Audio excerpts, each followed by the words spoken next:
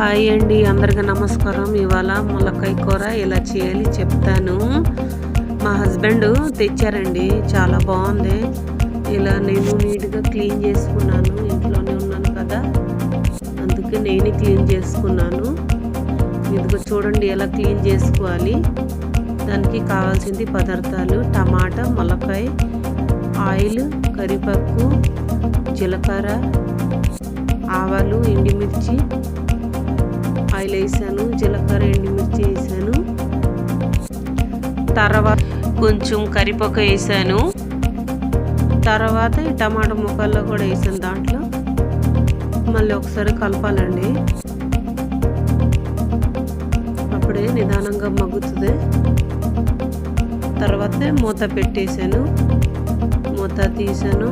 Tomato కొంచెం లైట్గా ready అయిపోయింది.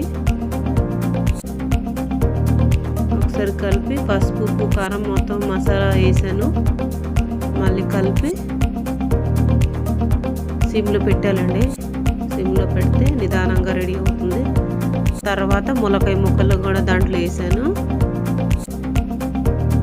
తర్వాత చక్కగా కలిపి ఒకసారి మూత పెట్టాలండి. తర్వాత మూత తీసి మళ్ళీ ఒకసారి కలపాలి.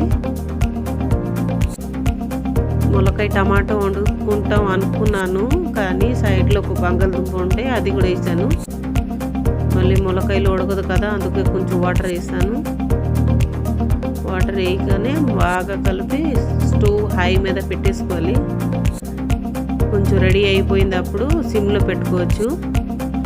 ఎందుకండి చూడండి, చక్కగా రెడీ అయిపోయింది.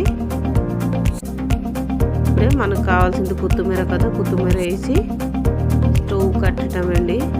మీరు కూడా ఇంట్లో ట్రై చేయండి, చాలా బాగుంది. నా కర్రీ మీకు నచ్చింది అనుకున్నాను.